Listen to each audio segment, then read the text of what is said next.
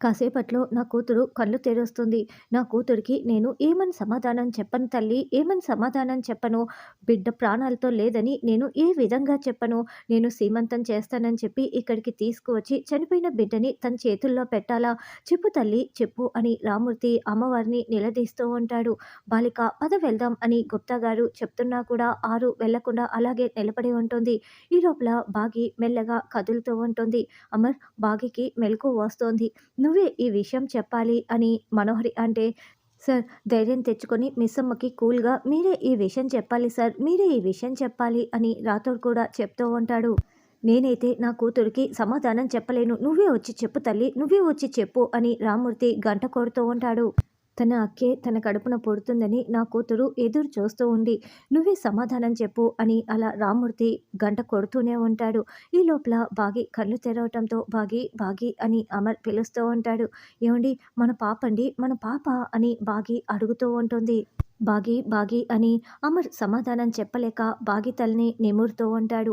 బాగి అటూ ఇటూ చూసుకొని పక్కనే ఉన్న పాపను చూసి చనిపోయిన పాపను చూసుకుంటూ ప్రాణాలతోనే ఉందనుకొని, ఏమండి మన పాప అండి, మన పాప నా కడుపులో ఉన్నప్పుడే నాతో మాట్లాడిందండి. పాప అచ్చు అక్కలాగే ఉంది కదండి, అక్కలాగే ఏంటి, అక్కే తిరిగి వచ్చిందండి, మా అక్క మన బిడ్డలా వచ్చిందండి అని బాగి చాలా సంతోషపడుతూ ఉంటుంది. మనోహరి మాత్రం చూసి నవ్వుకుంటూ ఉంటుంది.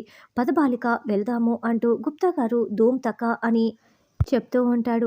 మళ్ళీ కళ్ళు తెరిచి చూడగా అదేమిటి మనం ఇక్కడే ఉన్నాము, నా మంత్రాలు పనిచేయటం లేదా అని గుప్తా గారు అనుకుంటూ ఉంటారు. ఓ, మా అంగుళీకము నా దగ్గర లేదు కదా బాలిక, అంగుళీకం ఇవ్వు, మనం త్వరగా వెళ్ళాలి అని గుప్తా గారు అడుగుతూ ఉంటే ఆరు తీయడానికి ప్రయత్నిస్తూ ఉంటుంది. ఇక్కడ భాగ్యేమో, ఏంటండి పాప పుట్టగానే ఏడవాలి కదా, ఏడవటం లేదేంటి, ఓ నిద్రపోతోందా అని బాగి అడుగుతూ ఉంటే, బాగి మన పాప అని అమర్ చెప్తూ ఉంటాడు. ఏమైందండి, మన పాప బాగానే ఉంది కదా, ఏమైందండి అని బాగి ప్రశ్నిస్తూ ఉంటే ఆరు ఇంతకుముందు గుప్తా గారికి మాట ఇచ్చిన దాన్ని గుర్తు చేసుకుంటూ ఉంటుంది. నేను చివరిసారిగా మిమ్మల్ని కోరుతున్నాను గుప్తా గారు, ఇంకెప్పుడు ఏ కోరిక కోరుకోను అని ఆరు చేతిలో చేయి వేసి మాట ఇచ్చింది గుర్తు చేసుకుంటూ ఉంటుంది. బాగి మన పాప లే లే అని లేదని చెప్పటానికి అమర్ ప్రయత్నిస్తూ లే దగ్గరే ఆగిపోతూ ఉంటాడు. ఈ లోపల ఆరు ఉంగరం తీసి గుప్తా గారికి ఇవ్వకుండా ధూమ్ తక అంటూ చనిపోయిన బిడ్డ దేహంలోకి ప్రవేశించేస్తుంది. బాలిక బాలిక అని గుప్తా గారు పిలుస్తున్నా కూడా ఆరు అలా బిడ్డలోకి ప్రవేశించి పునర్జన్మ ఎత్తుతుంది. అలా ఆరు ఎప్పుడైతే ప్రవేశిస్తుందో బిడ్డ కేకలు పెట్టడం ఏడవటం మొదలు పెడుతుంది. బిడ్డ ఏడవటం చూసి బాగి చాలా సంతోషపడుతూ ఉంటే అమర్ రాథోడ్ మనోహరి వాళ్ళు షాకింగ్గా చూస్తూ ఉంటారు. ఇక బాగి చాలా సంతోషంగా, ఏమండి మన బిడ్డండి, మన బిడ్డండి అని లేవటానికి ప్రయత్నిస్తూ ఉంటే అమర్ దగ్గరుండి బాగిని కూర్చోపెడతాడు. ఇక బాగి బిడ్డని చేతుల్లోకి తీసుకొని చూసుకొని మురిసిపోతూ ఉంటే అమర్ ఆనందానికి అవధులు లేకుండా అయిపోతాయి. రామూర్తి అయితే, అమ్మ తల్లి కాపాడావా తల్లి, బిడ్డకి ప్రాణం పోసావా తల్లి అని రామూర్తి అమ్మవారికి కృతజ్ఞతలు తెలుపుకుంటూ ఉంటాడు. రాతోడు పిల్లలు అందరూ సంతోషంగా చూస్తూ ఉంటే మనోహరి మాత్రం, ఏంటి చెంబా, బిడ్డ చనిపోయిందని చెప్పావు కదా, మళ్ళీ ఎలా ప్రాణాలతో ఉంది అని అడుగుతూ ఉంటే, అవును మనోహరి, ఏదో అద్భుతం జరిగిందని చెంబా అంటుంది. పెద్ద ప్రమాదం జరుగుతుందని చెప్పావు, ఇప్పుడు మళ్ళీ అద్భుతం జరిగిందని చెప్తున్నావా, చనిపోయిన బిడ్డ బ్రతకడం అది మన పాలిట ప్రమాదం అని మనోహరి టెన్షన్ పడుతూ ఉంటుంది. పైనుంచి యమధర్మరాజు గుప్తా గారు ఇదంతా చూస్తూ మౌనంగా ఉంటారు. ఇక రామ్మూర్తి బిడ్డ దగ్గరికి వచ్చి, అమ్మ అమ్మ అరుంధతి అని పిలుస్తూ ఉంటే, నాన్న బిడ్డ నాన్న, అక్క నాన్న అని బాగి చాలా సంతోషంగా చూపిస్తూ ఉంటుంది. అమ్మ అరుంధతి మళ్ళీ మా దగ్గరికి వచ్చేసావా తల్లి అని రామ్మూర్తి ఆనందపడుతూ ఉంటే మనోహరి చాలా షాకింగ్గా టెన్షన్ పడుతూ ఉంటుంది. పిల్లలందరూ కూడా చిల్లి అంటూ బిడ్డ దగ్గర కూర్చొని చూసుకొని మురిసిపోతూ ఉంటారు.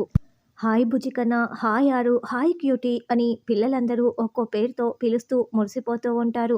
చెల్లి చాలా అందంగా ఉంది నాన్న అని అంజు అంటుంది. అప్పుడే పూజారి గారు అక్కడికి వచ్చి, రామూర్తి గారు మీ మంచితనం, మీ బిడ్డల మంచితనం, ఆ అమ్మవారి ఆశీస్సులు మీకందరికీ ఎప్పటికీ ఉంటాయి, మీకంతా మంచే జరుగుతుంది అని ఆశీర్వదిస్తూ ఉంటాడు. అంతా ఆ అమ్మవారి దయ అని రామ్మూర్తి చాలా సంతోషపడుతూ ఉంటారు. ఇదంతా చూస్తున్న గుప్తా గారు, బాలిక నీ జన్మ ధన్యము, గత జన్మలో ఎక్కడైతే నువ్వు ప్రాణం పోసుకున్నావో మళ్ళీ అదే చోట నువ్వు జన్మించావు. ఆ జన్మలో మిమ్మల్ని అర్ధాయుష్కురాలిని చేసి నేను మా ప్రభువుల వారు నీకు తీరని అన్యాయం చేశాము. మేము చేసిన తప్పిదంకి ఎలా రుణం తీర్చుకోవాలో తెలియక సతమతమయ్యాము. అందుకే ఆత్మగా నువ్వు తిరిగి భూలోకానికి వచ్చుటకు మేము సహాయం చేసితిమి. నీవు నిర్వర్తించు కొన్ని కార్యముల కొరకు నీకు కొన్ని శక్తులను ధారపోస్తిమి. కానీ మేము ఎన్ని చేసినను నీకు అన్యాయం చేసినట్లే కదా! నీకు న్యాయం చేయలేకపోయాము. నీ గురించి మా ప్రభువుల వారు చింతించని రోజంటూ కూడా లేదు. ఆ జగన్నాథుని దయతో ఇప్పుడు మా మనసు చాలా సంతోషంగా ఉన్నది. మీకు మేమెవరము చేయలేని న్యాయాన్ని నీకు నీవే చేసుకొంటివి. నువ్వు మళ్ళీ నీ కుటుంబానికి ఇలా దగ్గరయ్యావు.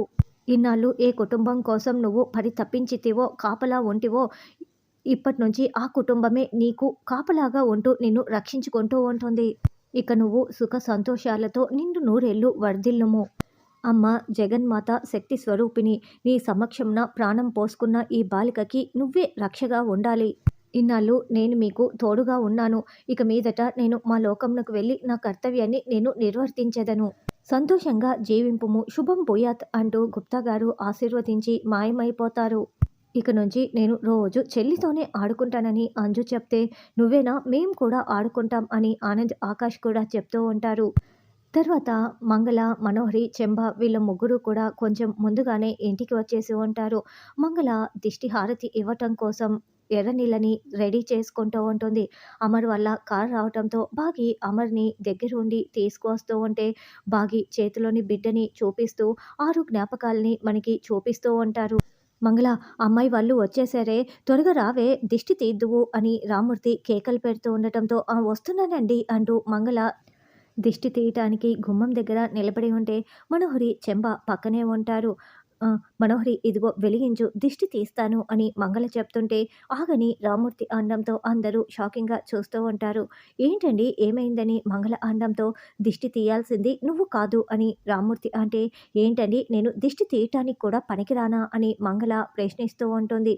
దిష్టి బొమ్మలా ఉన్నావు, నువ్వేంటి దిష్టి తీసేది? నీకు ఆ అర్హత లేదు అని రామూర్తి అంటే, నాన్న ఏంటి పిన్నిని అలా అంటున్నారని బాగి అంటుంది. నీకు తెలీదమ్మా, ఇక్కడ దిష్టి తీసే అర్హత ఒక్కరికి మాత్రమే ఉంది అని రామూర్తి అంటే, ఎవరికి మావయ్య అని అమర్ అంటాడు. ఇంకెవరికి, ఈ మనోహరికి అని రామూర్తి చెప్పటంతో, నేనా అని మనోహరి షాకింగ్‌గా అడుగుతూ ఉంటుంది. అవునమ్మా, నువ్వు మా అరుంధతికి ప్రాణ స్నేహితురాలివి కదా! అరుంధతి చనిపోయి మళ్ళీ పసిబిడ్డలా తిరిగి వచ్చింది. అప్పుడు అరుంధతి వెళ్ళిపోవటానికి, ఇప్పుడు మళ్ళీ అరుంధతి తిరిగి రావటానికి కారణం నువ్వే కదమ్మా!